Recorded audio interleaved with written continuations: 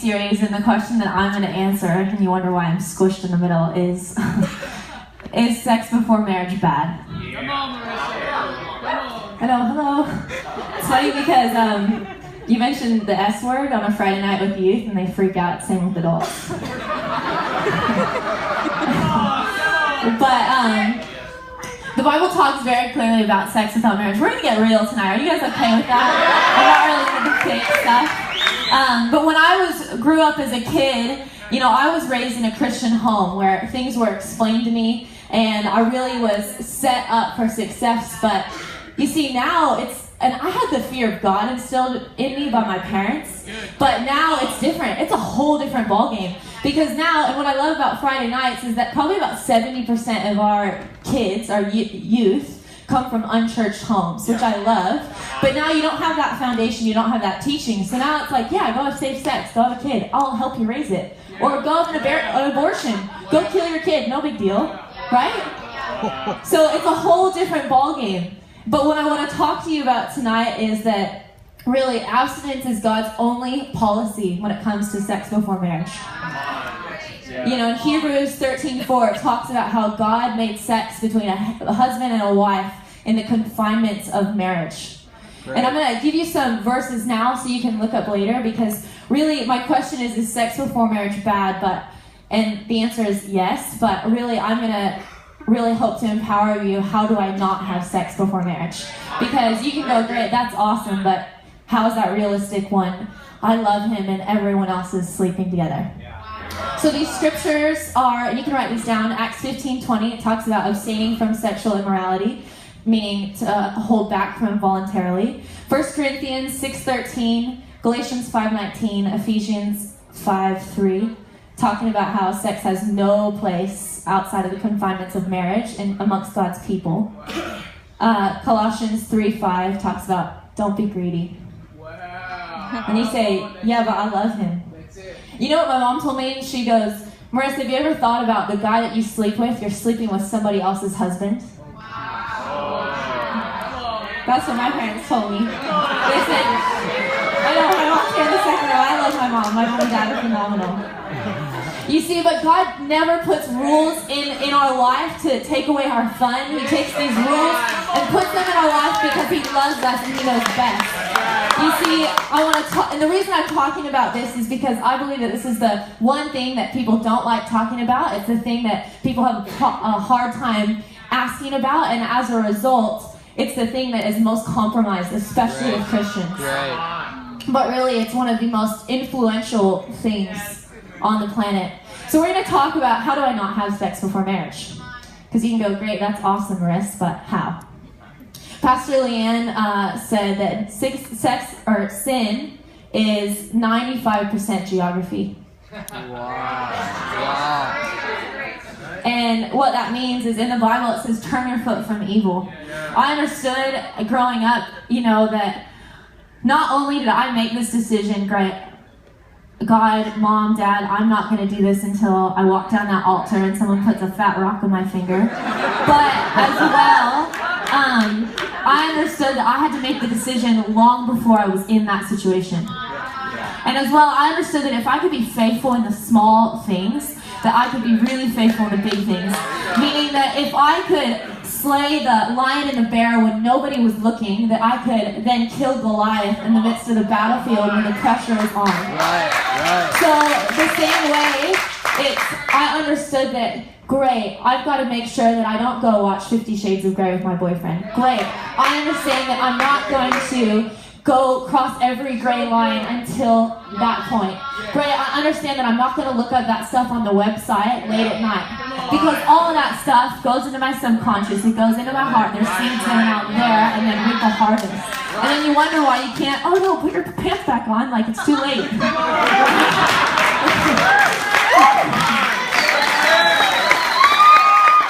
Are you guys with me? Is this too short? I'm so sorry, I'm being real. God's real. And if you think I'm crazy, then go read those scriptures and realize that God's way crazier. But can I talk to parents for a second? Parents in the room, you gotta have these conversations. And not only parents, this is expecting parents, this is wannabe parents, that you've got to be able to have this conversation with your kids. Because, you know why? Because you've got to set them up for success. That's what my parents did for me. They explained to me why this was right and what it would cause. And you know, I've never seen it work out. I've never, in the 22 years of living, I've never seen, whether it's saved people, unsaved people, people that are loyal, disloyal, dysfunctional, functional, I've never seen people have sex before marriage and it work out. So what'll happen is that, you know, you date for 3 years and then you break up, or you date for 9 years and you break up, great. Now you just gave yourself to that person that you're never ever going to be with ever again in your entire life. Or say you get pregnant, now you've got a kid, that's a whole other ballgame. Or then you have an abortion, or then you got, God forbid, an STD if we want to be dramatic, right? Or say the rare case that you end up with that person, you then pay for it in your marriage. And I've never been married, but that's what I've seen, that's what I've witnessed, that's what people have allowed me into and they've taught me. It's like having Christmas and opening your presents a whole week before Christmas, and then you get to Christmas and you wonder why Christmas isn't fun. And then you've got all this rising divorce rate and you wonder why. You're like, Christmas is stupid, this isn't even fun, I don't want to hang out with my awkward aunt. I want to open presents. And you wonder why marriages are falling apart. Right?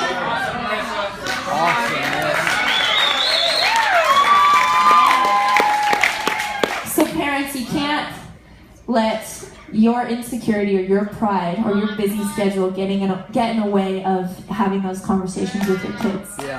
Because Pastor Emma said so brilliantly at Cherish Nights that you're responsible for the kids that God has given you. God has entrusted you with those kids. Are you with me? As well, send them to youth on a Friday night. Like, man, we're just reinforcing everything that you're going to teach. The Bible says, train a child in the way that they shall go, and they will not depart from it.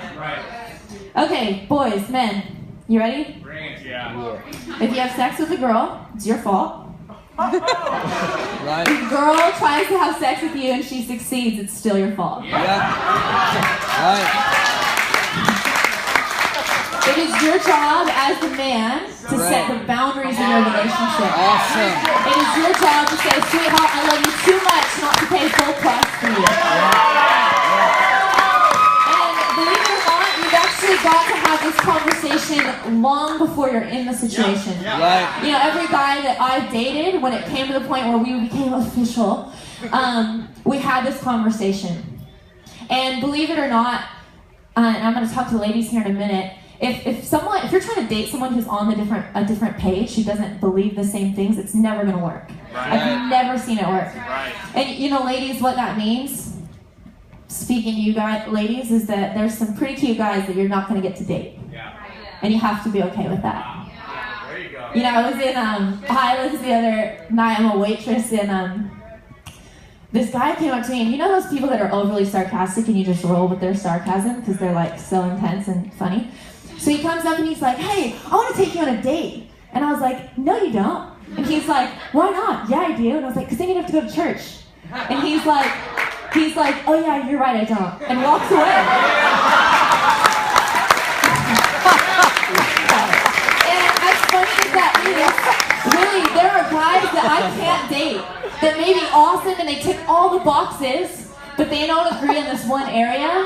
And I know that, great, the success of our relationship is not going to be there because we're on two different pages. And then ladies, last thing, I want to talk to you, and Matt Stack shared this with me, but I want to leave this with you because it really helped me. And ladies, it's called fence testing. And every guy does it. Especially, I mean, I'm talking mainly single guys, coworkers, bosses, friends, wannabe not friends, guys that like you, anyone, guys do this.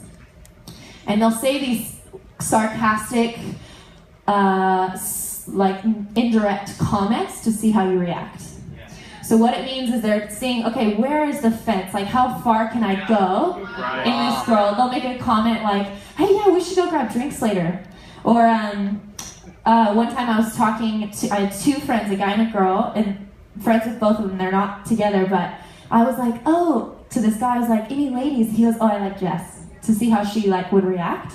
He's fence testing. He's saying, okay, where's the fence? Because he's not confident or secure enough just to be direct and say, hey, I really like you. But he's fence testing. You'll have coworkers do it. You'll have, because all guys want sex. And, I mean, that's what they tell me. I don't know.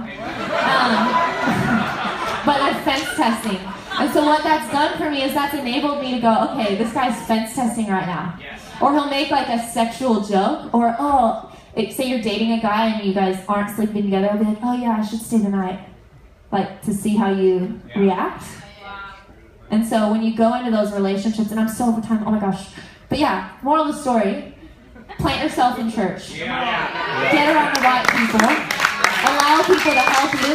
And if you're in this room and you're like, shoot, I'm already sleeping with whoever, it's okay. Because the Bible says that He makes all things new. And then in Isaiah it says that the old is gone, the new has come. Forget former things.